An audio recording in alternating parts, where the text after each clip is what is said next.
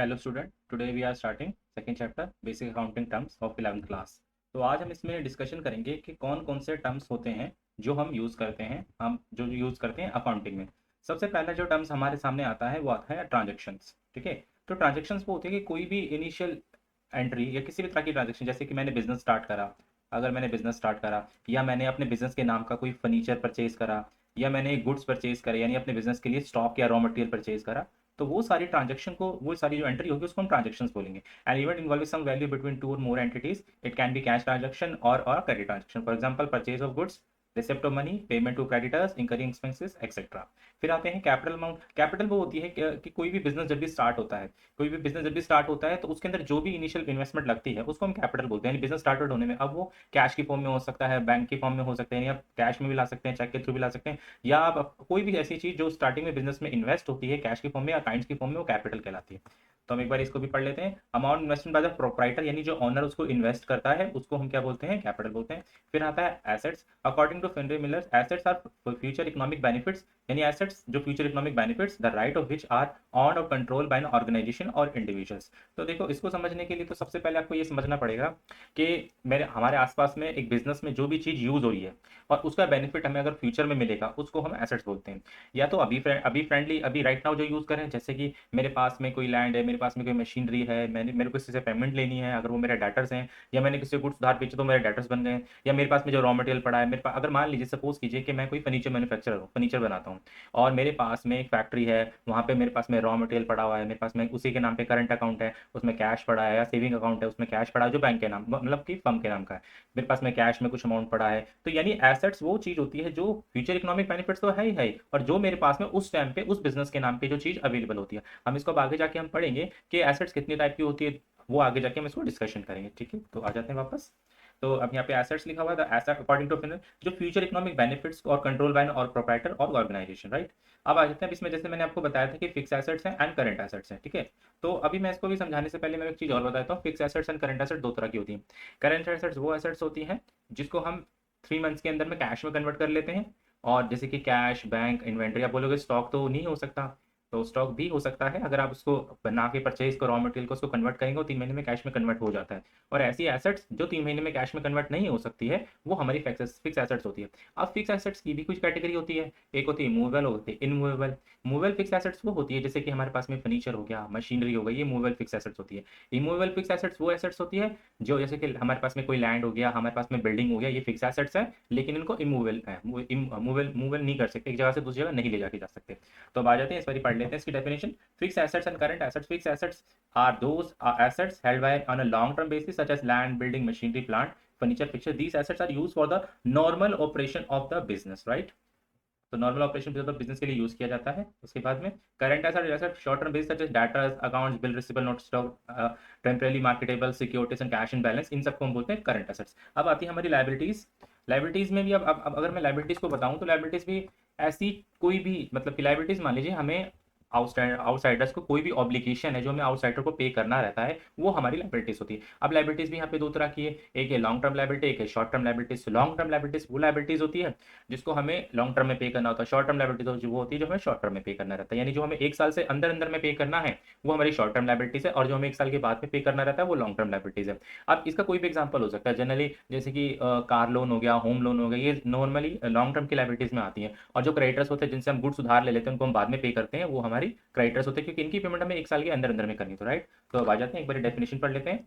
Liabilities refers to the amount which the firm owes to the outsider responsibilities in long term liabilities and short term liabilities. Long term liabilities are those that are usually payable after 1 year. For example, a long term liability financial institution or debentures bonds, ये आगे हम 12th class में इसको पढ़ेंगे अच्छे से, issued by a company. Short term liabilities, current liabilities are obligations that are payable within a period of 1 year.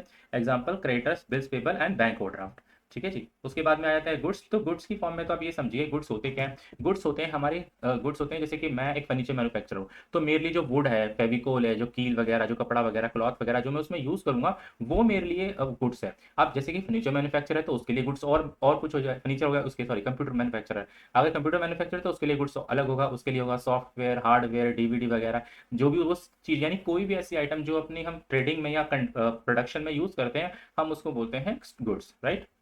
तो अब आ जाते हैं वापस। all all those things which are a trade businessman deals उसको हम गुड्स बोलते हैं। अब उसके बाद में आते हैं डेटर्स। डेटर्स हो गया और आपका क्रेडिटर्स हो गया। तो डेटर्स और क्रेडिटर्स वैसे भी मैं 2-3 बारी बता चुका हूँ पहले भी आपको। डेटर्स वो होते हैं जिनको हम गुड्स उधार दे देते हैं और हमें उनसे पेमेंट लेनी होती है फ्यूचर में, ये हमारी एसेट्स भी बन जाती है। और क्रेडिटर्स वो होते हैं जिनसे हम माल उधार लेते हैं और हम कहते हैं आपको फ्यूचर में देंगे, तो ये हमारी लाइबिलिटीज बन जाती है। डेटर्स हमारी एसेट्स होती है और करंट एसेट्स का पार्ट बनती है, और क्रेडिटर्स हमारी लाइबिलिटीज होती है, ये हमारी शॉर्ट टर्म लाइबिलिटीज बनती है, राइट। तो अब आ जाते हैं वापस हम, ये इसमें लिखा हुआ, those person to whom goods have been sold on credit, regular customer, and those person from whom goods have been purchased on credit or sold supplier, right। अब आ जाते हैं हम अपना नेक्स्ट कॉन्सेप्ट पे जी। अब आता है सेल्स। अब इसमें मैं 2-3 टर्म्स को एक साथ ले लेता हूँ। Sales, purchase, revenue, expenses, income, gains, drawing and trade, सारी एक सारी डिस्कशन करते चलते हैं। सबसे पहले बात करते हैं सेल्स। सेल वो होता है जैसे कि मैं फर्नीचर मैन्युफैक्चर हूँ, तो मैं फर्नीचर जो बेचूंगा, जो फर्नीचर का मैं खरीदूंगा बेचूंगा, फर्नीचर जो बेचूंगा, तो वो तो हो गया मेरी सेल। अगर मैं फर्नीचर के अलावा मेरे पास में कोई पुराना कंप्यूटर पड़ा हुआ, अगर मैं वो बेचता तो वो मेरा सेल का पार्ट नहीं मानी जा सकती। दूसरा आता है, फिर आता है मेरा परचेज। परचेज होता है अगर मैं फर्नीचर मैन्युफैक्चर हूँ और जो मैं अपने लिए वुड, फेविकोल वगैरह, कप क्लॉथ वगैरह जो फर्नीचर के लिए खरीद रहा हूँ, वो मेरा परचेज का पार्ट है। लेकिन मैं कोई और चीज परचेज कर रहा हूँ, जैसे कि मैं वैन परचेज कर रहा हूँ सोफे को इधर से उधर भेजने के लिए, तो वो मेरा परचेज का पार्ट नहीं है। तो यानी परचेज और सेल्स के अंदर हम गुड्स से रिलेटेड, यानी जिस भी चीज की हम ट्रेडिंग कर रहे होते हैं उसके लिए यूज करेंगे परचेज एंड सेल, बट उसके अलावा कोई भी चीज हम परचेज करेंगे तो उस एसेट्स का नेम आएगा, राइट। सेल परचेज के बाद में आता है आपका रेवेन्यू। रेवेन्यू वो होती है कि हम कोई भी ऐसी इनकम जो हमें कस्टमर से रिसीव होती है। अब आप कहोगे वो तो सेल हो गई, सेल के साथ साथ अगर उसको सर्विसेज भी किसी तरह की प्रोवाइड करते हैं तो हम उसको रेवेन्यू बोलते हैं। फिर आते हैं हमारे एक्सपेंसेस। ऐसे एक्सपेंसेस जो हमारे बिजनेस में होते हैं, जैसे कि सैलरी हो गया, रेंट हो गया, ये सारे हमारे एक्सपेंसेस होते हैं। उसके बाद में आते हैं आपकी इनकम्स। कोई भी बिजनेस में होने वाली इनकम्स, जैसे कि आपने गुड्स सोल्ड करे, तो वो आप ये कह सकते हो ये तो इनकम है। इनकम और रेवेन्यू में थोड़ा सा डिफरेंस होता है। रेवेन्यू के अंदर में सेल्स एंड सर्विसेज भी इंक्लूड कर देते हैं, इनकम में ज्यादातर सेल्स ही आती है। फिर आता है गेन। अगर आपने बिजनेस के नाम का कहीं इन्वेस्टमेंट कर रखा है या फिर आपने शॉर्ट कहीं पे पैसा लगाया बिजनेस का पैसा, और वहां से आपको अगर प्रॉफिट हो गया तो वो गेन की कैटेगरी में आता है। फिर आता है ड्राइंग। ड्राइंग में अगर मान लीजिए अगर आपको लगता है कि बिजनेस चल रहा है और आपको सडनली पैसे की जरूरत पड़ गई, तो उस पैसे को आप कहीं बिजनेस से निकाल के अपने पर्सनल यूज के लिए करते हैं, तो उसको हम ड्राइंग बोलते हैं। फिर आता है ट्रेड डिस्काउंट। ट्रेड डिस्काउंट होता है, आप देखिए जरा मॉल वगैरह पे अगर जाते हैं तो वहाँ पे 50%, 30%, 80% तक का डिस्काउंट, 50+50 का भी डिस्काउंट लिखा होता है, तो ट्रेड डिस्काउंट होता है। जनरली इसको अकाउंट में रिकॉर्ड नहीं किया जाता है, तो एक तरह से स्ट्रैटेजी होती है हर बिजनेस की। तो ये this is the trade discount. तो अब हम वापस आ जाते हैं, जो हमने सारी चीजें डिस्कशन करी। Sales in a term use only for the sale of goods, ठीक है। Purchase, the term purchase is use only for the purchase of goods. Revenue, the amount receive from the sale of goods and service provided to the customer। expenses, cost of use of things or service for the purpose of generating revenue, ठीक है। expenses, surplus of revenue over expenses called income, यानी revenue से ऊपर, revenues में से अगर मैं expenses को माइनस कर दूं तो मेरा इनकम बन जाता है gain. Profit from transaction incidental to business, winning a court case, अगर आपने कोर्ट केस जीत गया तो विनिंग हो गया, ठीक है जी। फिर आगे ड्रॉइंग, एनी कैश और value of goods withdraw by the trader for the personal use। trade discount allowed a fixed percentage on the list price, that is called trade discount, right।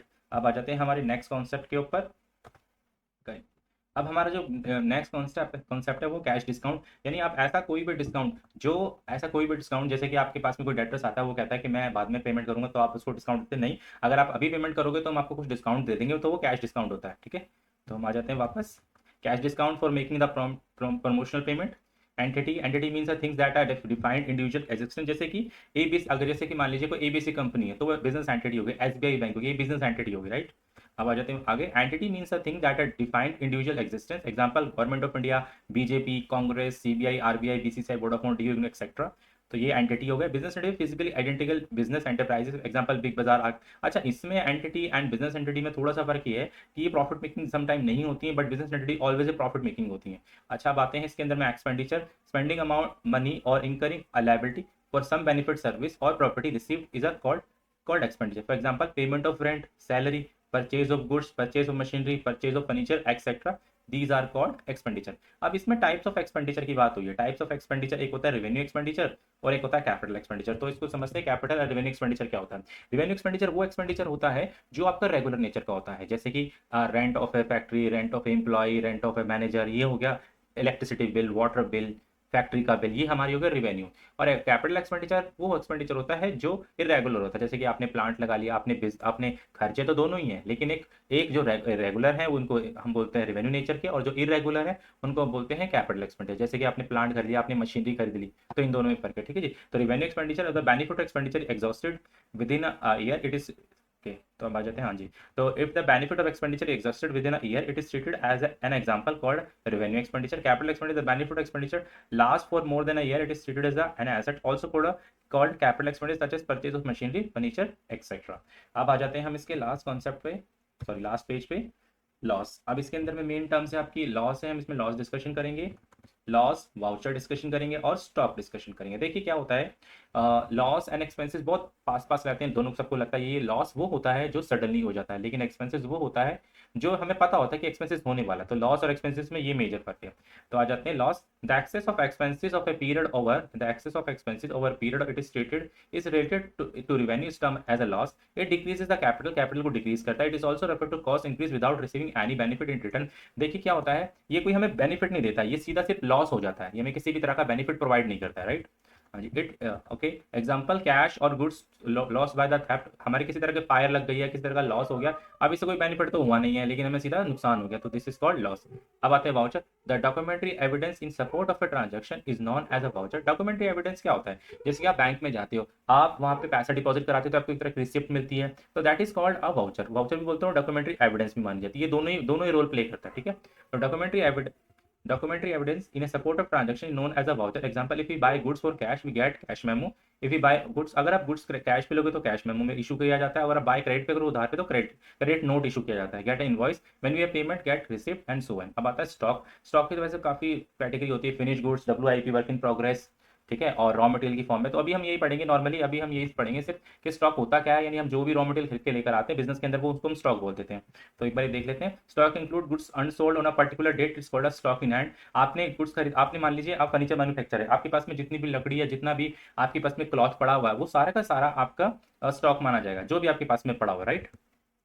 In a trading concern, the stock on hand is the amount of goods which are lying unsold at a end of an accounting period is called a closing stock. अच्छा, accounting period के and में आपके पास, accounting period के and में आपके accounting period के and में जो भी आपके पास में स्टॉक पड़ा हुआ है वो हम क्लोजिंग स्टॉक मानेंगे, और वो ही इस साल का क्लोजिंग स्टॉक नेक्स्ट ईयर का ओपनिंग स्टॉक माना जाता है, राइट। तो अब आ जाते हैं, in a manufacturing company closing stock comprises raw material, semi finish goods and finish goods on hand and closing date. Similarly, opening stock, beginning inventory in the amount of stock at the beginning of the accounting period, ठीक है जी। तो यही है, इसके बाद आगे chapter में इसको और डिटेल में पढ़ेंगे।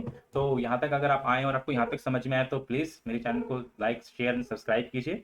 इसी के बाद में भी चैप्टर थर्ड फोर्थ में सीक्वेंस वाइज सारे चैप्टर को लेता जाऊँगा। थर्ड एंड फोर्थ के बाद में फिर हमारा अकाउंटिंग क्वेश्चन हो जाएगा, वो प्रैक्टिकल होगा, और ये पूरा चैप्टर में इसमें एक एक चीज़ इसमें आगे कवर कराऊंगा। थैंक यू सो मच, अपने यहाँ तक आए हैं तो